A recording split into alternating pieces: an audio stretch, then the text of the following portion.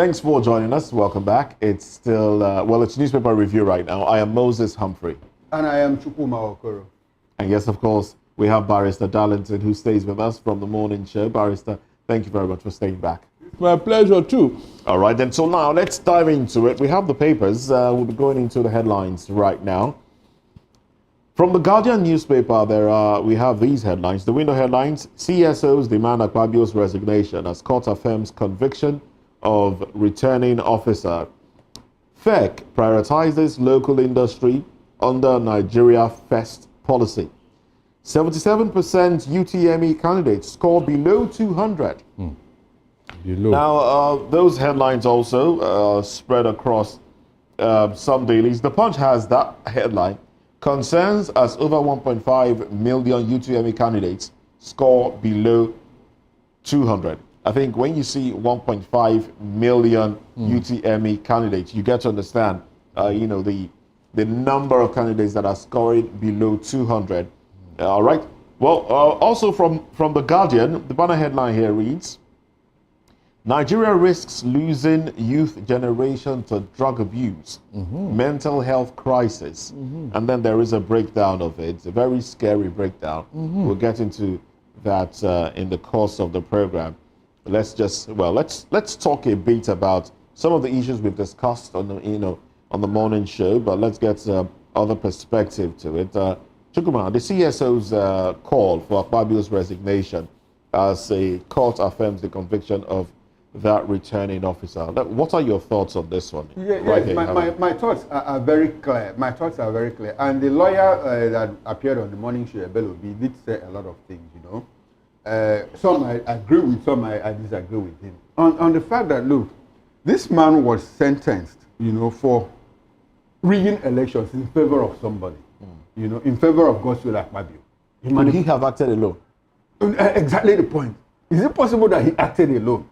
Out of love. Out of love for Akpabio, my brother, former governor and all of that.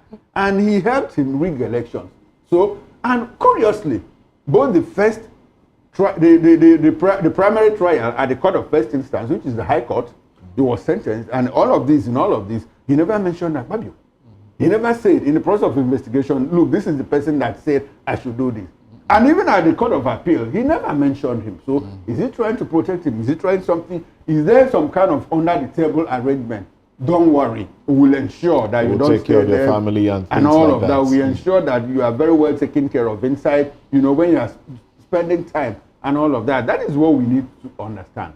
Because it is difficult for a lot of people, including me, to say that, look, this man, out of love, out of affection, acted for Akpabio, for him to get back to. Meanwhile, before then, there were also issues about his even getting the ticket. He's getting the nomination to contest that election, So Akpabio is one person that has gone from one issue, from one challenge, from one controversy to another. When he was minister of the Niger Delta, there were controversies. Controversies, a woman slapping him for harassment. Look at what is going on with Natasha and all of that. And the man sits there comfortably atop our National Assembly. So, what does that tell you? It tells you that, look, a government is actually a reflection of the National Assembly, not even the executive, not the presidency. The presidency plays a very big role. But the whole sum of a government is actually the quality of the National Assembly. And in this matter, the leadership of the National Assembly. So if we have a National Assembly that is clearly not in sync, in tune with what we have as a people, it begs questions. It begs questions about who we are. Akpabio should simply, honorably, excuse himself from that. But will he? I don't think so. It's not in the culture of Nigerians to do so. Barrister, you want to most times, one of the reasons why we let things go is because we don't do diligence, especially the investigative aspect of the law. It starts with the investigation. But most times, when it was not properly done, we say it is not in our character to resign. If there is a watertight case against you, and the court said, based on these facts, there is no reason for you to continue to stay there. There is nothing you can do. No, Barrister, these are two different things. The court sentencing, finding him guilty and sentencing him, and him on his own violation saying, look, Okay. I think I've had enough of this. Let me just step down. Good. No, these are two different things. Yes, it is, because you allowed it. You don't hold your leaders accountable. You don't. It's not in our culture. It's not even the culture of the man, the culture of the people. We see anybody that is holding high office as God, who cannot do wrong. That is the problem with Nigerian society. But as for this case, the man who made a mistake, whether he mentioned Akpabio's name or not, all fingers are pointing at Akpabio as the beneficiary of what he did.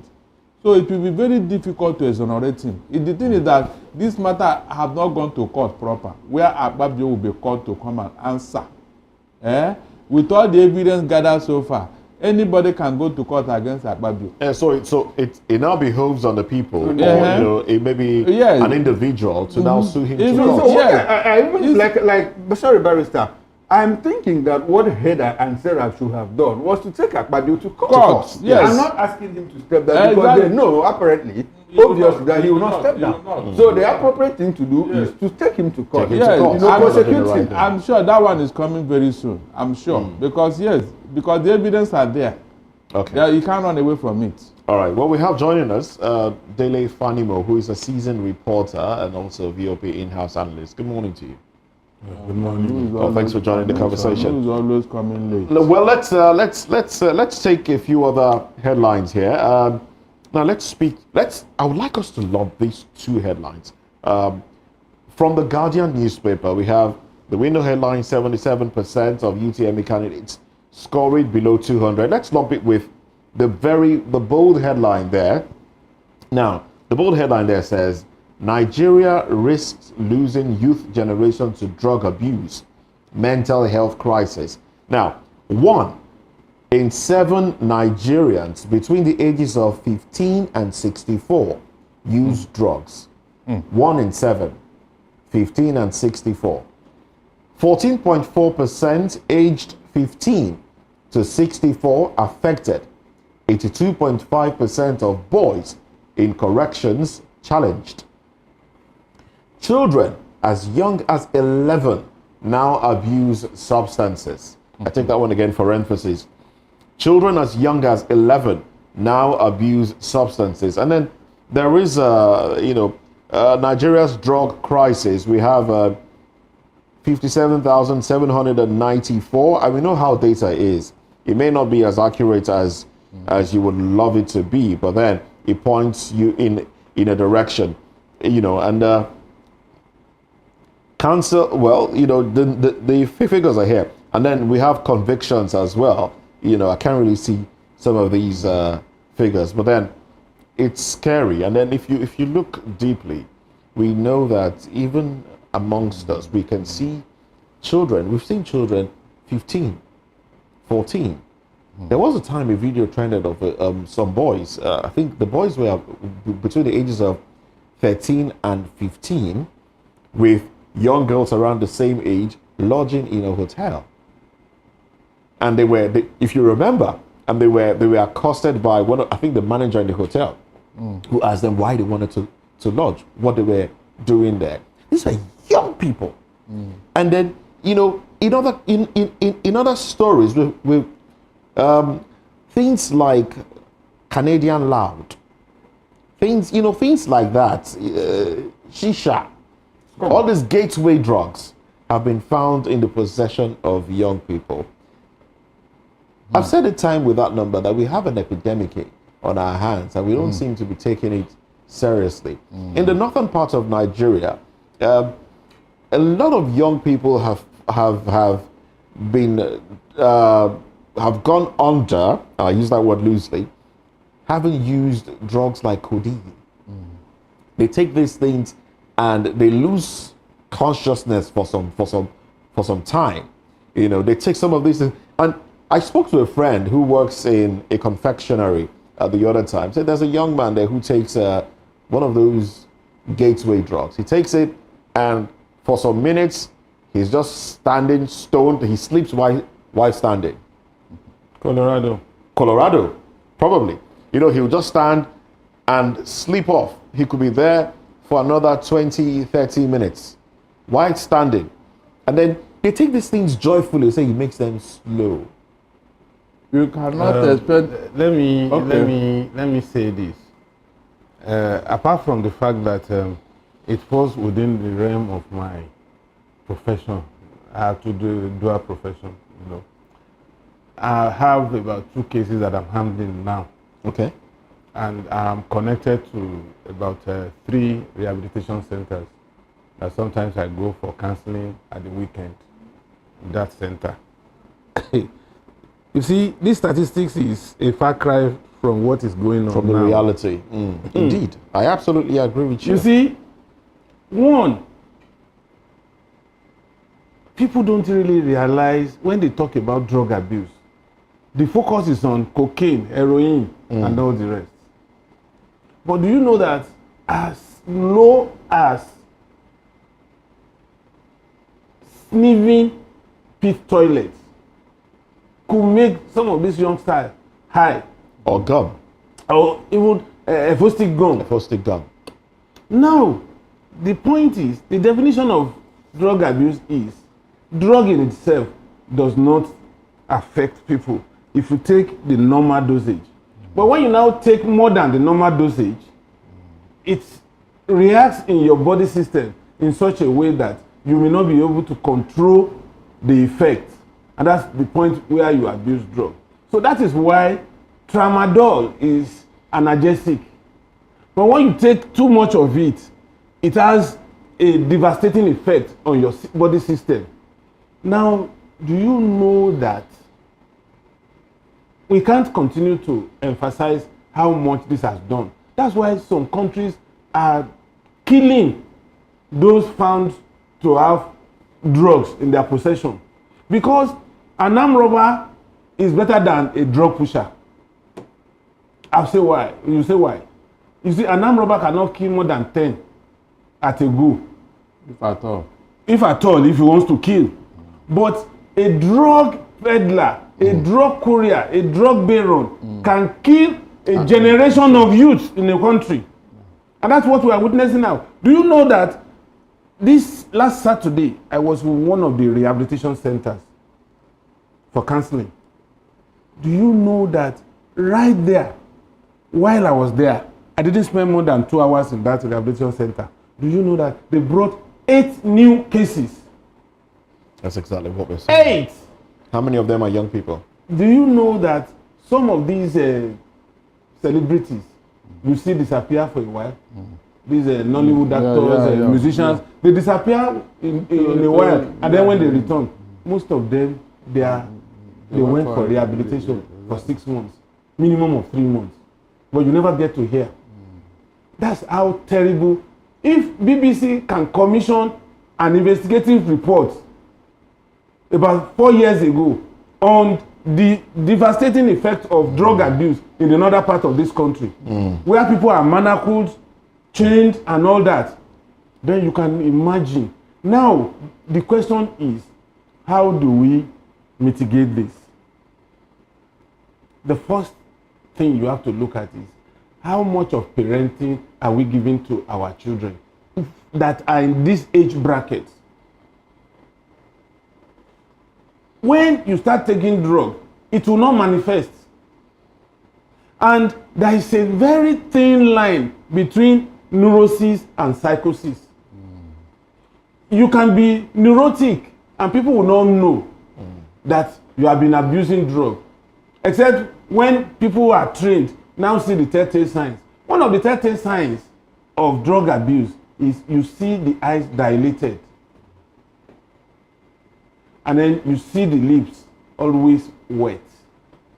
Then the level of consumption of food for a drug, in fact, what the 4 of us will eat and you still find leftover, a 12-year-old drug addict will finish and will still crave for more. And then when they take this drug, they get hungry within a space of time. Of course. So when you see all these signs, and then some of them, they have when they have that craving, there is nothing they cannot steal. Just to get it. Of Just course, to get it. That's what addiction does. Yeah, that's There's a what scary part. There's another scary part. Yeah. A lot of us we are abusing drugs even without knowing. There was a research that showed that some people that cook for the public put Analgesic. analgesic, I To don't want to soften mention the names, meat. to soften the Yes. meat. Now, that in itself is an abuse. It's an When you abuse of eat the drug. meat, you're abusing the drug even without you know. So, this figure is something that we should really But look after at. cooking the No, analgesic, no, does it still, is no. it still there is efficacious? Is it still potent? It would be It's still efficacious potent. because Because the component of the drug is still there. To be worse because then it was cooked. You see, there is. I'm trying to get all of you know why I'm asking. I know. I'm trying to get around all of this. So that you will not Okay. be eating out. No, it's not a matter of eating out. Somebody must have to eat now. You understand? So I think there's a bigger danger, to what is going on, and I would like to say on the economic side of it or what. Like I think Moses, you did mention something around that area, it was Barrister that mentioned about how drug traffickers are treated in some parts of the Some world. parts of the country. Yeah. Especially the East, the Southeast Asia. Talk about Indonesia, talk about Thailand, talk about Singapore, Malaysia, Bangladesh and all that. of that. Because those things, the drug system has caused much problem for their society. They don't handle it with kid gloves. They don't handle it with kid gloves. And unfortunately for us, I don't know whether we are transit or we are a point of origin. We are transit. Okay, we are transit, and a lot of our young men get involved in drugs, and all of that because somehow they make big money out of it. No. The governor of Anambra State, Chukwuma Soludo, was here sometime like 3 weeks ago, and when he was talking about how we have lost our values as a people, was making reference to the Igbo nation, Okay, Nigeria in particular, but with special reference to the Igbo nation, how we have lost values and all of that. People get into get-rich-quick methods of making money, ritual, drug pushing and all of that. And he said something that was quite scary but instructive. You need to know what your siblings, you need to know what your children are doing out there. Because according to him, that about 23 Nigerians were on death row in Indonesia. Yeah. 23 of them. And out of those 23 people, one person from Edo State, the other 22 were from one state of the Southeast. And just last week, those 22 people were killed by hanging. The pictures are out there. So beyond destroying our own society, we also try to help destroy other societies. And those societies are saying, no, you cannot do this to us. And then they made reference to a drug pusher, a drug peddler, being worse than an armed robber. Yes. Because an armed robber could, in the event of a robbery gone awry, kill 2 or 3 people. But you see a drug pusher, a drug peddler that destroys a generation, like Moses is. And I like the fact that Moses is consciously, always raising alarm about how the youth are being destroyed by social vices, including especially this drug thing. Now, National Orientation Agency, the family. Let's start from the family. Because the family is the best. Let's start from the government. No, Barrister, we need to start from the family. Hold on, I'm coming. The government is there to protect life and property. That's their primary duty. So what is the duty of the family? Oh, I'm coming now. It is when the government have taken care of its own parts, then you do not trickle down to the family. A family, listen. I'm coming. It is bottom top approach. I am telling you now. If the family you are talking about, the mother and the father have no means of income. Barrister, children from wealthy homes are more amenable to this thing. That is why I say it is the family. It's part of the problem. Listen very well. Go and check. All these other societies where these are not prevalent, where they are not even in existence, what happened to them? You mean government are not there? You mean people are not living there? Barrister, are you aware that there is more, the prevalence of drug cases is more in America than any other part of the world? Are you aware? Good, yes. To the point that they are even legalizing marijuana and other substances in some states. Now, listen very well. You see, That of America is understandable because you know America is like the center of entertainment. And all this entertainment. That shouldn't be an excuse. Hold on now. I'm telling you what enhances their trade. That's a fact. What enhances their trade. Is that enough justification Anyway, to abuse? No, it's not. But what I'm That's your view. Hold on. There's no way you want to locate this thing that will justify this. I am coming. America is a developed economy. It's a developed. So, in your opinion, can take care. They can government should be blamed. Yeah, they can take So care. what do you expect government to do? Good. For example, our country now. Let us even start. The society begins at home. If you check the projection, it started when the economy started nosediving. Remember, go and check in the 70s and 80s. These things are not too common. It was only when Buhari and the Diabo came that Bartholomew, Gedengbe, and all those people, those three. But Barrister, that problem was already in existence. That was why they came it was and not spotted it. Hold on. I said it and was, now try to deal with it. No, it was not as prevalent as it is today. Because of what? 90% of the cause of this is what? Lack of what to do. 90%. Barrister, Okay. is it Everything proportionally you are related pointing to unemployment? does not really sit well with this situation of drug thing. Let me tell you, no, Barrister. Wait, look, let me tell you. Go and check wherever there is a prevalence of crime. Go and check the environment. Let me tell you. Go and check the Okay, environment. you think there's a nexus between drug use and unemployment? In fact, 90%. So 90%. is there unemployment in the United States? Worse than Nigeria? No, I've just told you why their society is like Barrister, that. that is not an explanation. No, But Barrister is they are entitled to his own No, opinion. yes. I'm also entitled to my own it's opinion. good, it's good you are tackling me, but let me tell you, America as a society, they have been pampered, you know, they have been living free, like, you know, this social security welfare and all that. Barrister, we call that permissive. America is a permissive society. Good. Those freedom they enjoy, the moment you want to, you know, tamper Does with that it. make it right? No, I'm telling you what is causing it over there now. The moment you try to tamper it, they will cross the line. But here in Africa or even in Nigeria, go and look around. All the people that are doing this thing, what are they doing? Hanging around in the bus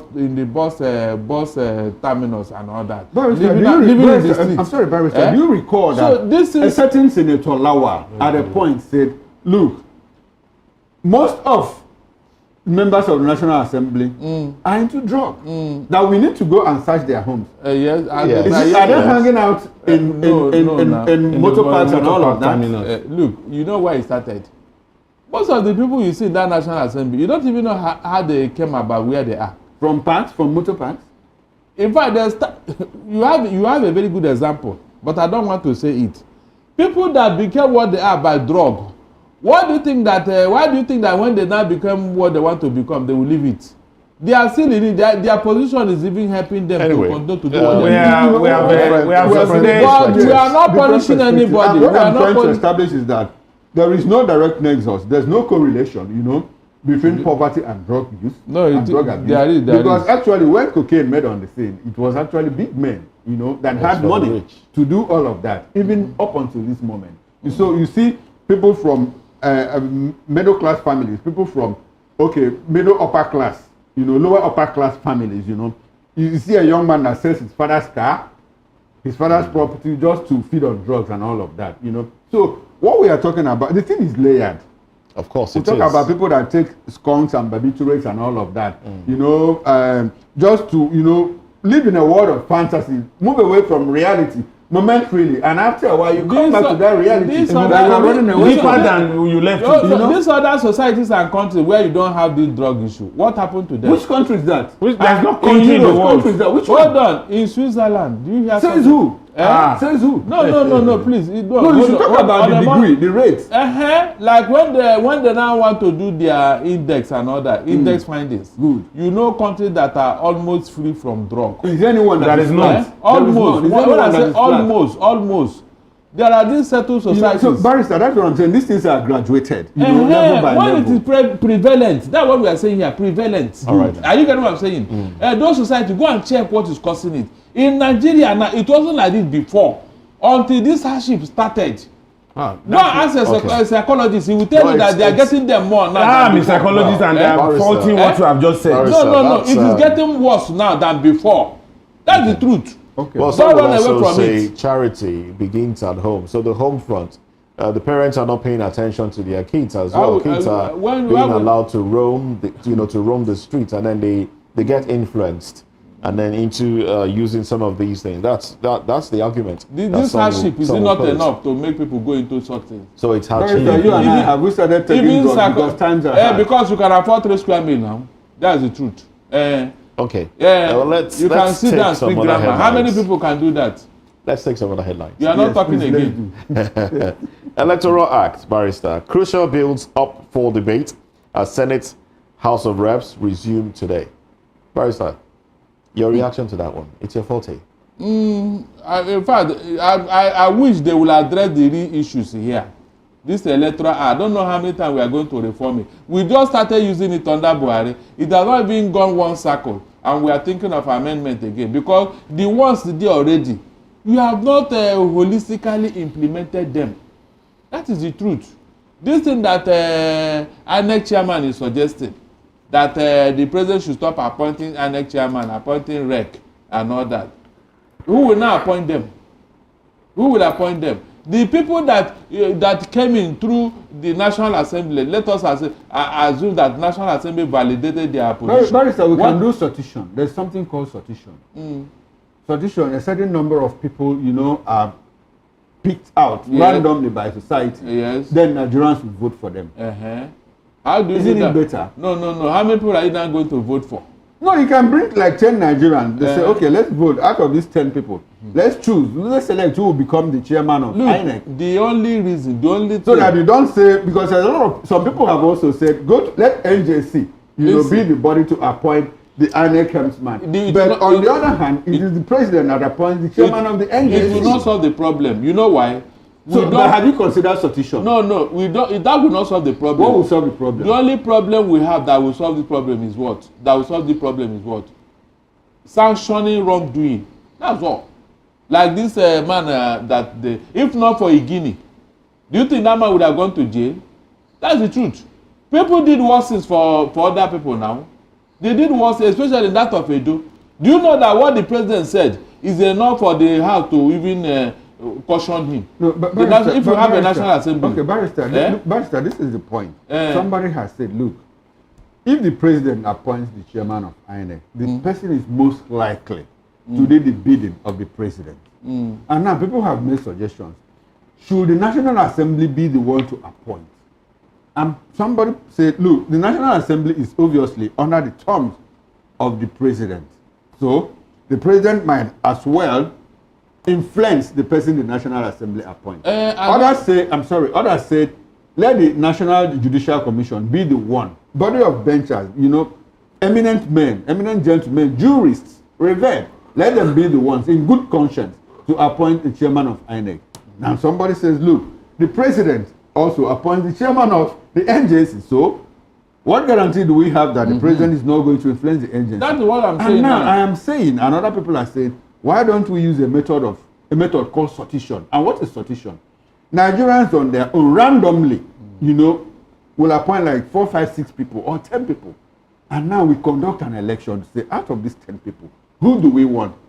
It will now fall on Nigerians so that nobody will say it is the president that appointed the INEC chairman and he influenced the result for him, the election for him. Will it solve the problem? The answer is no. Okay, what will solve the problem? Because even at that, the president or whoever may still influence the man because there will be no sanction. The person is not answerable to the president. No, this other one. He's answerable to Nigeria. No, these other ones are they answerable to the president? Yes, because he appointed them. No, they are National Assembly that are now in his pocket. Are you not getting it? Will Akpabio disagree with the President Tinubu on any issue? Because the president influenced his president. No, not influence. What? He's supposed to be the people's representative. No, but it was the president that helped him to become president. Hold on. So why wouldn't he control to his demands? Leave the help. What we are saying here is that there was an election for all of them to be in that National Assembly. The people elected them. Are they answerable to them today? They are answerable to Tinubu. That's why every time on your mandate we stand. Yeah? All right, no longer the mandate of the people. So Nigerian society We tolerate evil people. That is just our problem. Okay. That is just our problem. If we begin to sanction them, in fact, if we have been jailing them, No, some of us. I know that some of these things endure because there are no consequences. Exactly, that's the major action. issue. Yeah, if not, some of them would have been in jail by now, not even where they are staying, that Asorok or National Assembly, because you tolerate them. So what is the guarantee that even if you bring an angel here, they will not compromise that person? Because when you say, but there is you say, don't worry about the law, we know how to take care of things. That is the Nigerian society for you. Until we get a cleaner, you know those who created cleaner, they have wisdom. When something you write is not, you clean it. We are looking for a human being we can call a cleaner to come and clean this society. All right. That was what we were expecting from Buhari, but he failed everybody. All right. So I don't know let's take some more headlines from the Guardian newspaper. The paper looks very light this morning. Article warns against state-sponsored repression as EFCC offers reasons for activist VDM's arrest. And of course, and then Plateau killings. Police arrest more suspects, recover illegal arms in fresh raids. Gentlemen, the issue of a very dark man, is right there in the news again. We spoke a little about it yesterday and this morning. Atiku is also, reacting, saying, look, let's be careful about state-sponsored repression. Is it beginning to look like this is state-sponsored? Since, the man is being held for cyber bullying. And then it's the EFCC that is doing the holding. And EFCC has also come out to deny that that's not the reason they gave. But the paper that I saw was signed by their spokesperson and all of. So the whole thing is clearly muddled up. I don't even know. They said if he meets his bail condition, he will go home. If he meets his bail condition. No, but barrister, the point is, why was he arrested? Why was he arrested? By EFCC. By the EFCC. No, inside, as soon as he stepped out of the banking hall. Out of the bank. They said there was petition. Okay. So were they looking for him? They said there was a petition against him about money issue and all that. But even at that, the way they went about it is wrong. They shouldn't have done that in the premises of a bank. It's very wrong. That means they have been trailing him, or somebody told him that he is here. It's like he informed the bank that he's coming for the mother's. No, but I'm not sure he would have informed the bank that. No, he would. If EFCC is looking for EFCC, somebody informed them that the guy is around. If not, how would they? That is what I'm saying. Were they looking for? He was in hiding. That is what we now find out from. But he couldn't have been in hiding because some days back he was at an event. I said EFCC went about it in a very wrong way. Very, very. And that's what they normally do. The point here is that no matter the way you look at it, very dark man is just not an ordinary person. He has risen to a point that he should not be somebody you are looking for here and there. He has always been in the public consciousness and in public domain. Did EFCC invite him? If people that have been accused of stealing billions of naira will walk freely into EFCC's office and stroll out, and the next minute they say they are looking for that person. While EFCC is at a loss, I think they made a very great blunder, and that's why they always do. They always do. Unfortunately, and that's why they are retrieving what their spokesperson pushed out to explain why the man was arrested. Whatever infraction VDM committed in the premises of that bank, even if he went into fisticuff with anybody, it is the responsibility of the police to apprehend him. Exactly. And there is always at least minimum of 3 guards in any branch of a bank. Some in mufti and maybe 1 or 2 in uniform. Now, just like somebody said yesterday, that there are layers of security in the bank. They have their own internal security in uniform. If they cannot contain VDN, then you call in the regular police or mobile men around the premises that are armed. And those are the people that should have taken him away. But for EFCC to come to the premises of the bank, we lay him until he comes out of the bank to apprehend him. That means it is not the infraction committed within the banking hall that he was arrested.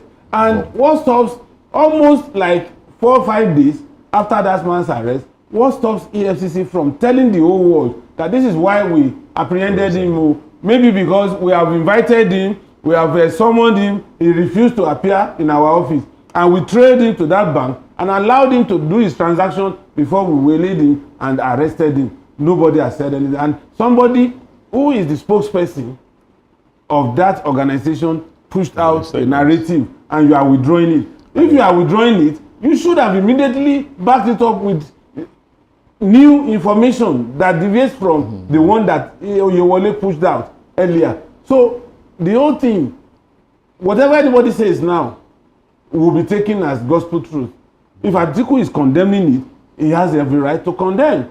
Because that is what it looks like. That's what it looks like. Looks like state repression. When you don't push out information, you are allowing rumor mill to thrive, and that's what has happened in this case. All right. I don't think EFCC they are doing their job properly, and if you ask me, they need refurbishing. That's why somebody called for their scrapping the other time, Abakoba, because the way they are doing this job, in fact, they shouldn't double into any matter that is of civil nature. If the man has defamed any person, it's a civil matter. The person ought to go to court against him. It's not for EFCC to be hunting him all over the place and then do what they did. Unfortunately, we sleep on our rights.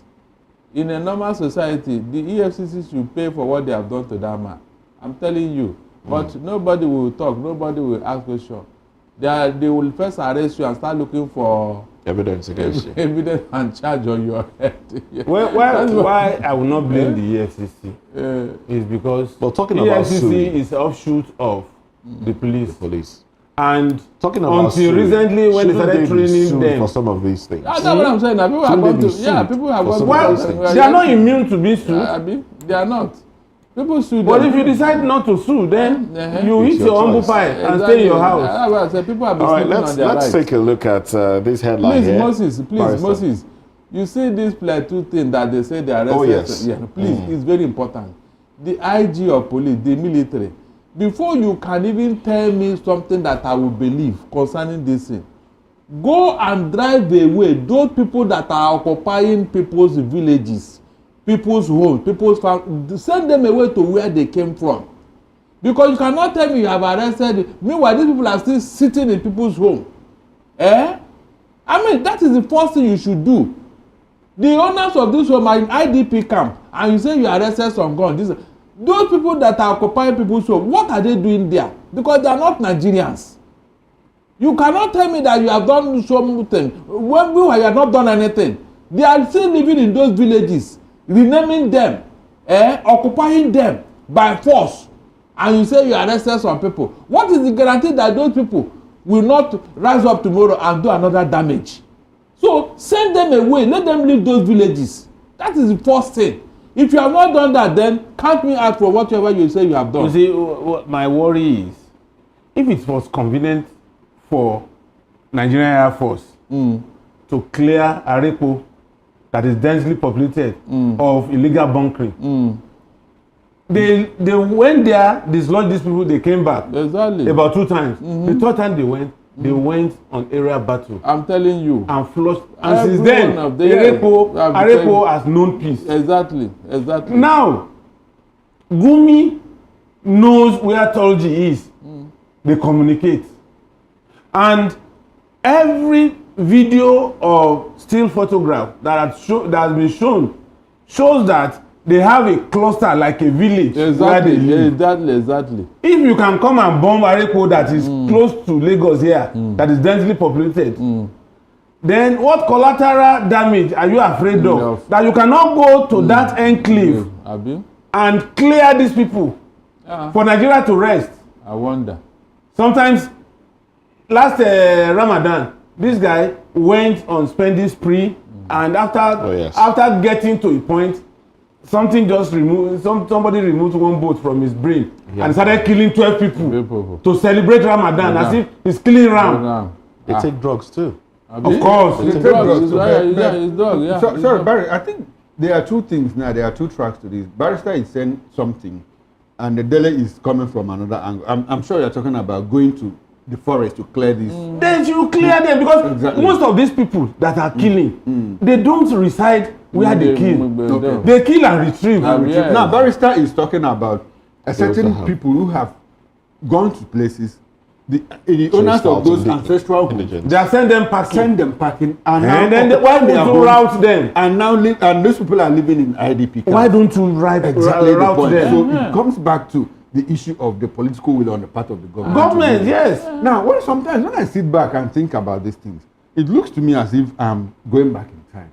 You know, the elementary history that we studied in secondary school. How the Roman invasion of England. Yes. You know, the Norman conquest of Rome and England. Exactly. You know, what the Vikings did in parts of Europe and all of that. And we see these things happen now. Yes, it's going on today. Yeah. 21st century. And we have a government that keeps more than 5 centuries ago was what you are saying. Homeland, ancestral homes have been driven away from those homes. And a new set of people are living there within a sovereign land called Nigeria, a state. And the governor is helpless. The governor is helpless. The community is helpless. Nobody does anything about it. We have a national assembly full of officialdom because of offices and nothing happens. Religious and ethnic affiliation. That's what is driving this thing. Religious and ethnic affiliation. Is that not why they are being pampered? That's the only two things now. If not, tell me how would you allow such a thing? Because it is not their own people, so they can kill them and take over their land. It's very, very sad. And you want Nigeria to be united. You want Nigeria to have peace. And you are doing this type of And in all of this, our focus now, the spotlight is on 2027. I'm telling you. Another round of elections to come and as a matter of fact, this is the first time that the polity is being heated before the election. First 2 years of if you walk through the streets, if you walk through the airport road now, you see these banners of door-to-door campaign for the president. It's all about elections. It's all about the election. 2 years. So, and once election campaign starts, governance stops. I'm telling you, nothing. So that's the biggest business in town now. Biggest business. So and you are telling me that crazy. We are making progress. It's appalling. We are making progress, Abi.